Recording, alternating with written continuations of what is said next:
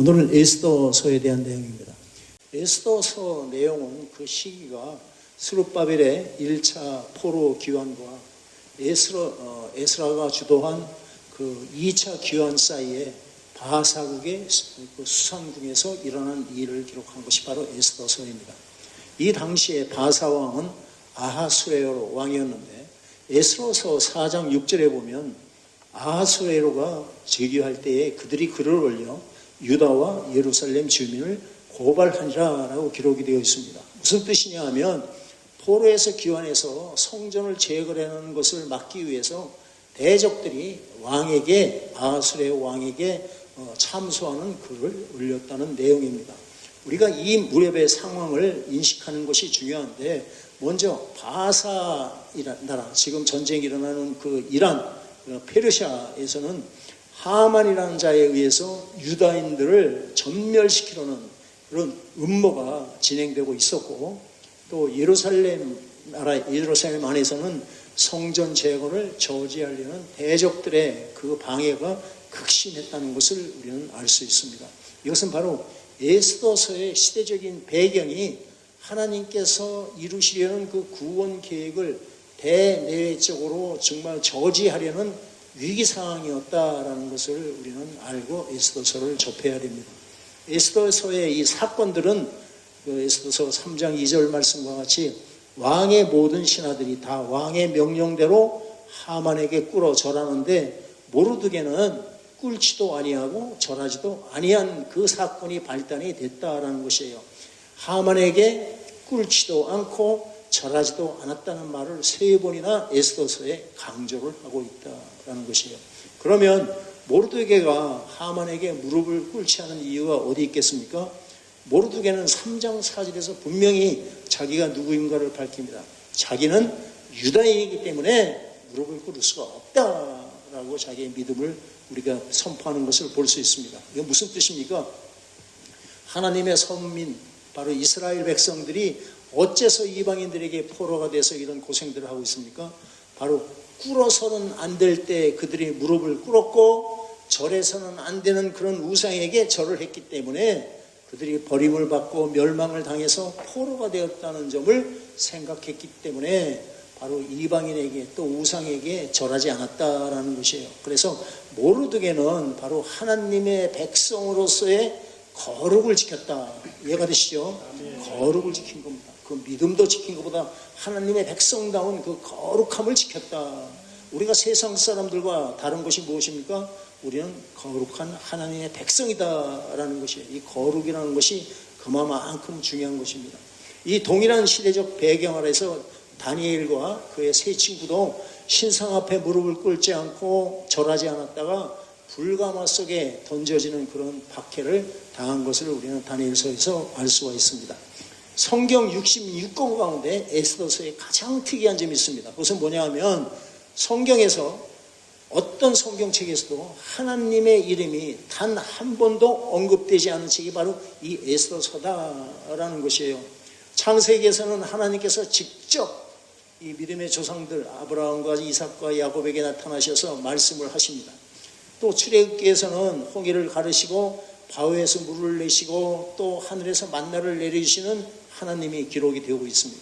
또 다니엘서에서는 불 속에서도 머리털 하나 상하지 않게 지켜주시고 사자 굴에서도 상처 하나 나지 않는 그런 몸으로 건지시는 내용이 바로 하나님이 정확하게 기록이 되어 있는 것이 전부 나머지 66권의 성경책의 내용입니다. 그런데 에스더서에서는 어떤 하나님의 기적도 없고 선지자의 예언도 없고 하나님의 이름이 한 번도 언급되지 않는 특이한 성경책입니다. 그런 에스더서가 어떻게 성경이 될 수가 있었나?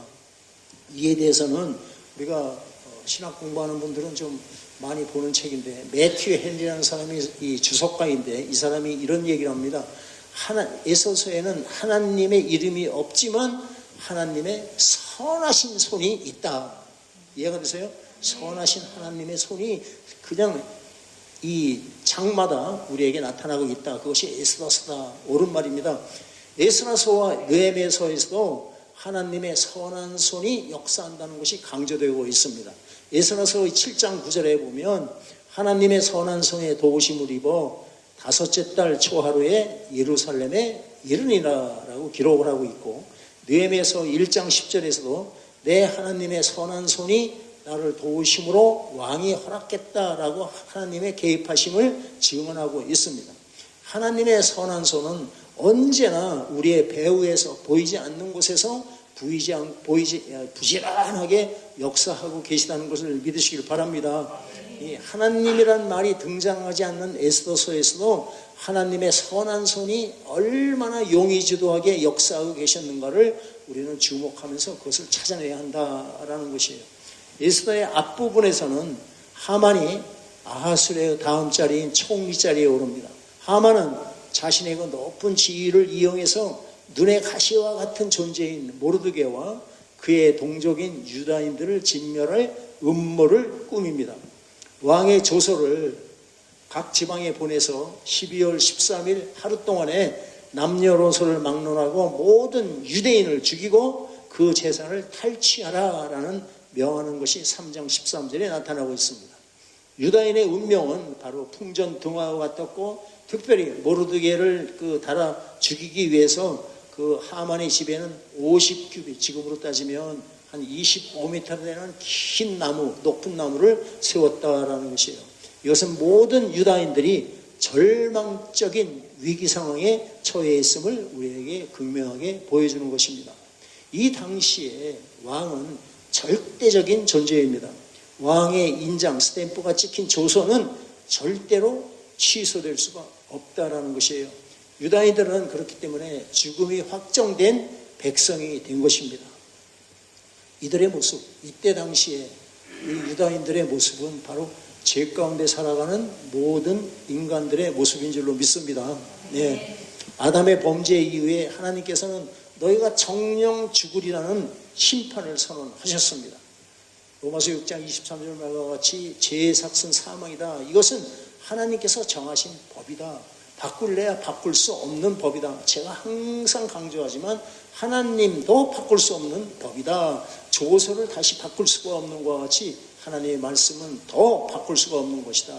우리 모두가 사망의 법 아래 있었던 존재들이다라는 것이에요.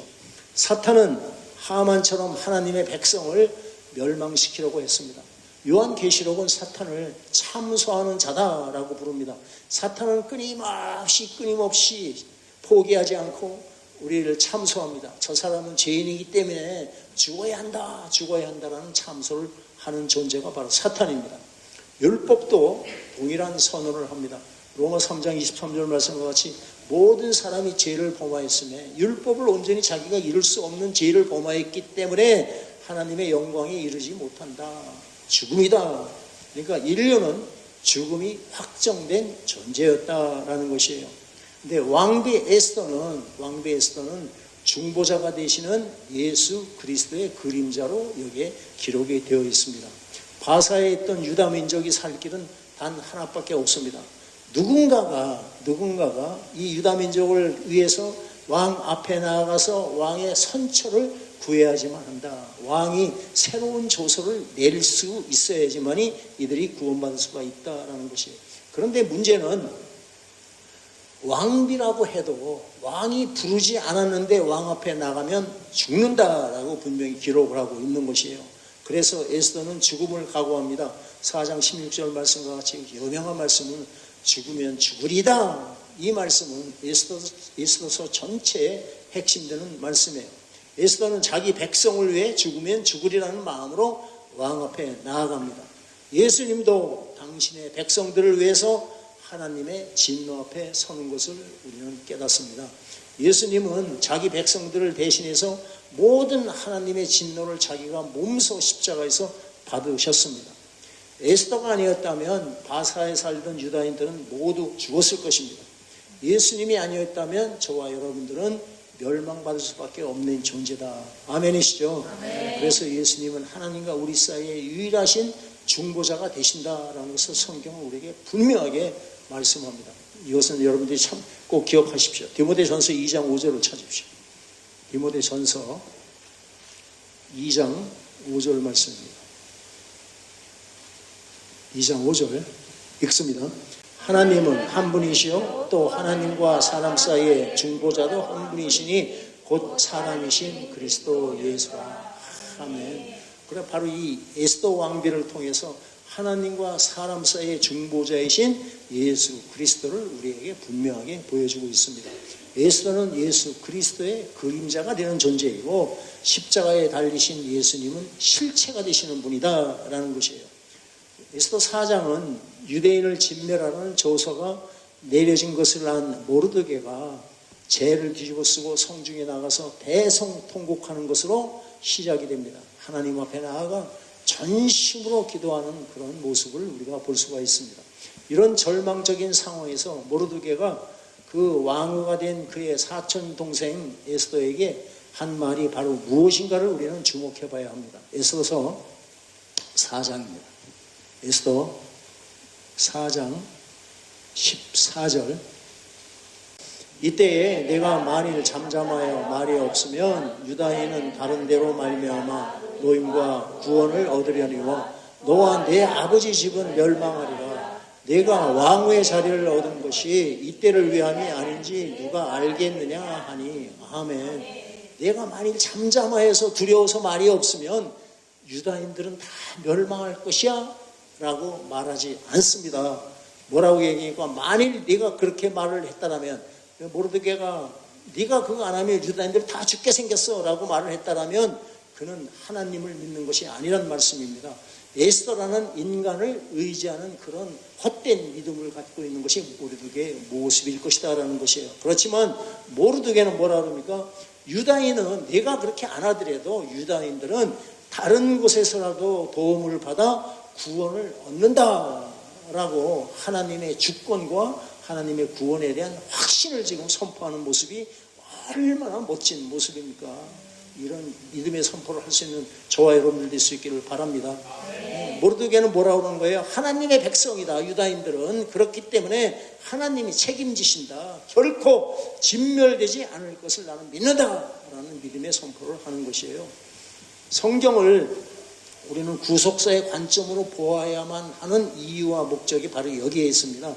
우리가 인간 중심으로 보면 우리 상황이나 환경에 따라서 수시로 낭망하고 좌절할 수밖에 없는 것입니다. 그렇지만 하나님의 구원의 역사가 하나님께서 주권적으로 이루시는 역사이라는 것을 믿는 자에게는 어떤 경우라도 낭망하지 않습니다. 아멘. 네. 이것이 바로 하나님 중심의 믿음을 우리가 강조하는 이유이고 신분주의 사상을 우리가 가져야 된다고 강조하는 이유인 것이에요. 바로 지금 이 말씀이 하나님만을 의지하고 부르짖는 것이 현재 지금 우리 선한 목자 교회가 처해 있는 상황에서 주님이 우리에게 원하신 것인 걸 믿으시길 바랍니다. 주만 의지할 수 있기를 바랍니다.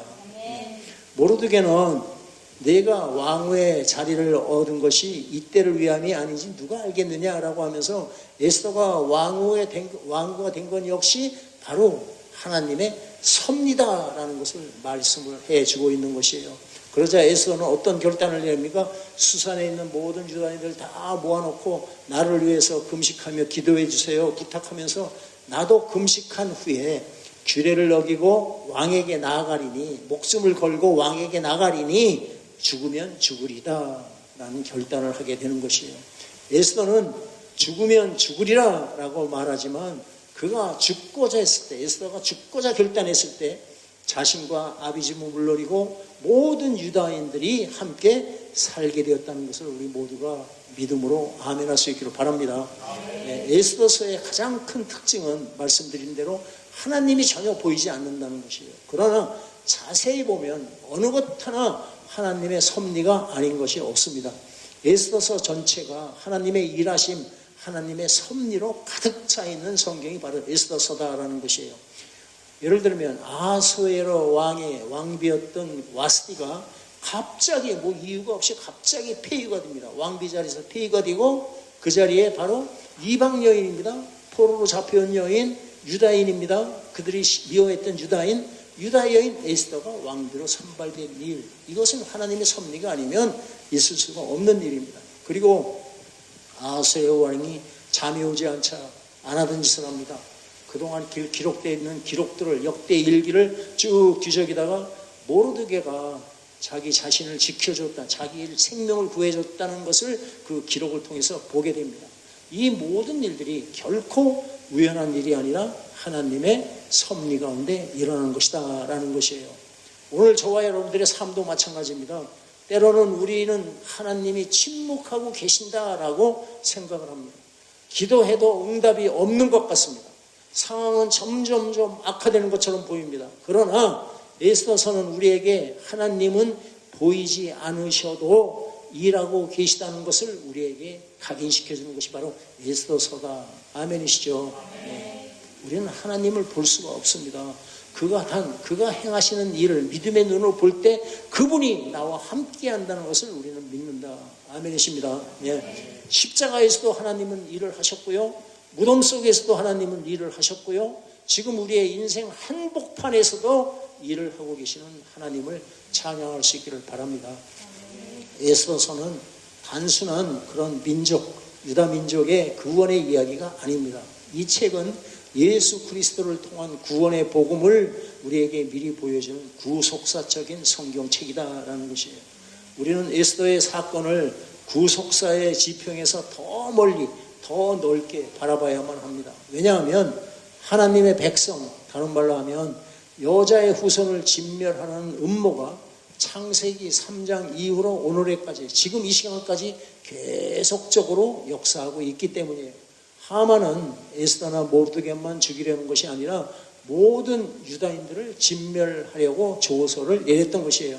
어째서 유대인들을 진멸하는 것입니까? 이 점이 역사적으로 보면 출애굽기에 나오는 그런 모세 때 태어난 어린 신생아가 바로 그 남자아이라면 죽이라는 바로의 명령을 내리는 것과 상응하는 내용이고, 또한 예수님이 오셨을 때 헤롯 대왕이 뭐라고 그럽니까?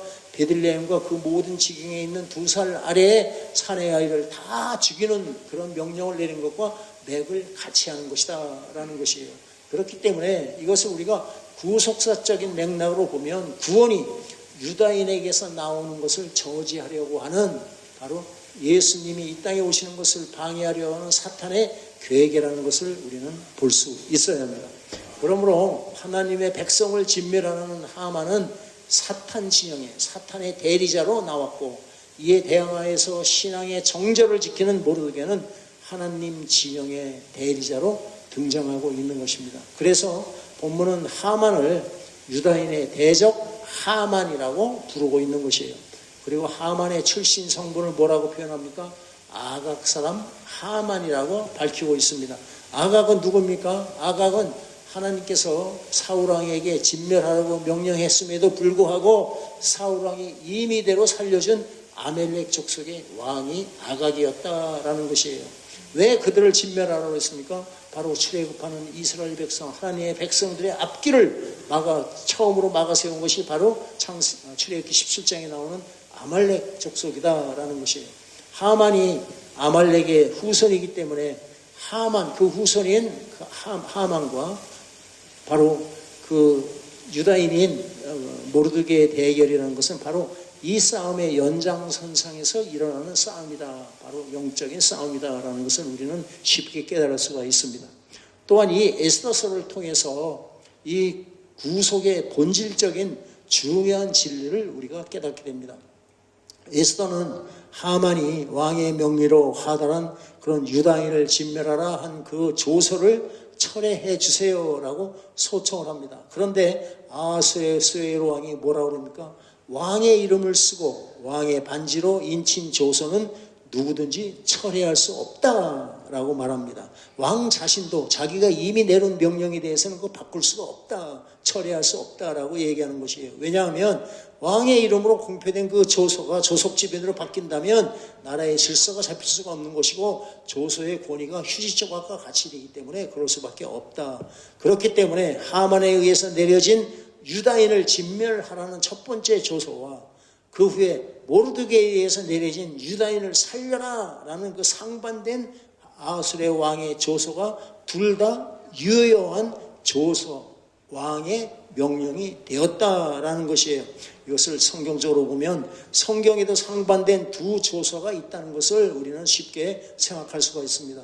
내가 먹는 날에는 반드시 죽으리라 하신 그 금령을 철회할 수 없는 하나님께서는 어떻게 하십니까? 그거를 철회하지를 않습니다. 철회할 수가 없습니다. 하나님이라도 대신 당신의 아들을 대속제물이 되어 죽게 하시고 너희가 내가 보낸 예수를 믿으면 살리라 라는 새로운 조서를 우리에게 내려주셨습니다. 이해가 되시죠? 네. 그래서 먹으면 반드시 죽으리라, 또 믿으면 반드시 살리라 라는 상반된 말씀이 성경 전체의 내용이고 구속사의 본질적인 진리가 되는 것이다 라는 것이에요. 이 점에서 주목해야 할 점은 죽으리라 또 살리라 하고 생사가 갈리게 되는 두 조서의 D-Day가 바로 동일하게 아달월 12월 13일이라는 점이다라는 것이에요.